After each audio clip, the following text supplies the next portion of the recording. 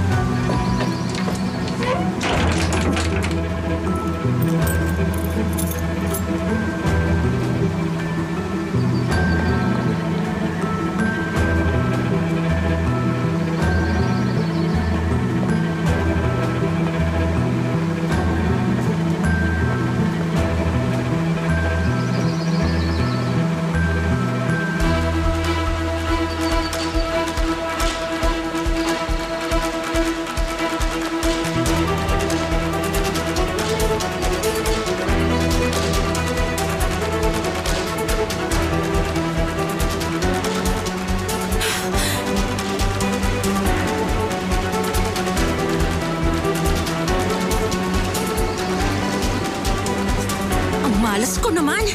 Ngayon pa na lowbat? Nasa kotse pa naman ang charger ko. Sira ulo talaga yung driver na yon. Bakit niya ako iniwan dito?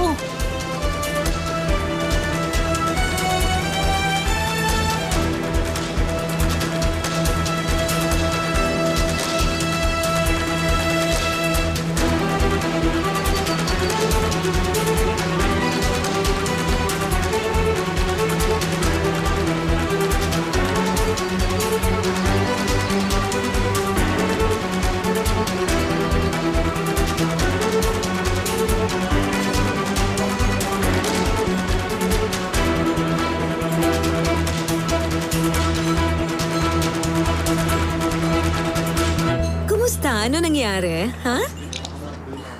Kumusta? Mabuti naman. Ang aga namang natapos ang taping. Nagkaroon kasi ng technical problem. Hindi nila magawa ng paraan. Medyo late din ako nang dating kanina. Ang sabi niya, bukas na lang daw. Manunood pa naman sana ako ng taping nyo, pero hindi bale, bukas na lang. Hindi ka na sana nag-abala. Okay lang. Alam mo, parang ang bigat talaga ng dating ng araw na ito. Yung hangin, parang may dalang kung anong kamalasan. Una, yung assistant kong engot na iwang mag-isa dun sa bundok. Tapos ngayon, heto naman sa taping. Wala tuloy ako mautusan pag may kailangang ipagawa.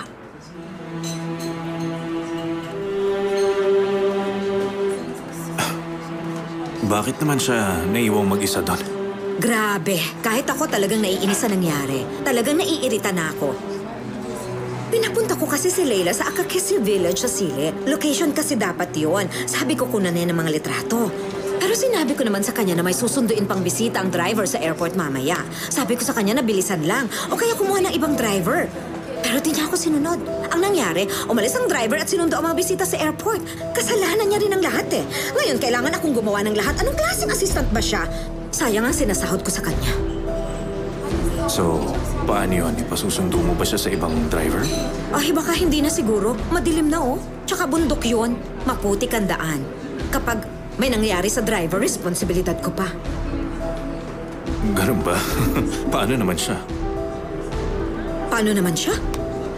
Adi doon siya magpalipas ng gabi? Ano pa ba? Wala pa namang maiinom at wala rin pagkain doon. Okay lang. Hindi naman siguro siya mamamatay sa gutom. At isang gabi lang naman para matuto na rin siya. Nagbibiro ka lang naman, di ba? Hindi ako nagbibiro. Minsan talaga kailangan paluin ng bata para matuto.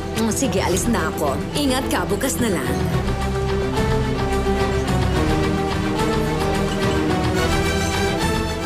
Salamat, Hana. Pero hindi naman kita iniiwasan. Talagang hindi lang nagtutugma ang schedule natin.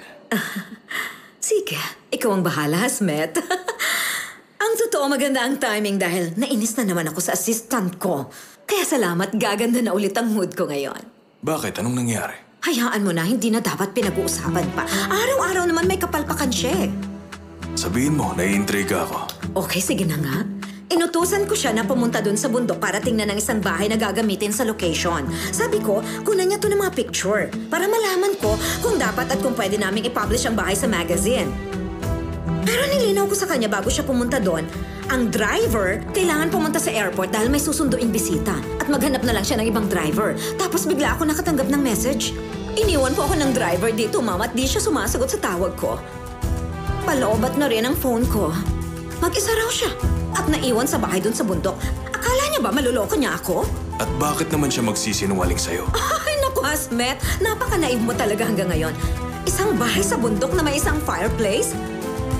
Hindi ko alam kung may tatagpuin ba siyang kasama doon. Akala niya mapapaniwala niya ako sa mga kasinungalingan niya? Mukha ba akong walang alam? Hindi niya ako maluloko, Hasmet. Hindi mo man lang siya pinasundo? Wala naman siyang sinabi sa akin. Okay lang. Pwede pa naman bukas. Aabot pa naman yung mga picture. Pero pag bukas talagang hindi siya nakabalik, ibig sabihin totoo nga ito. Pero pag hindi, tinitiyak ko sa'yo, pagpasok niya, pahihirapan ko siya ng husto. Pagsisisihan niya ang ginawa niya sa akin.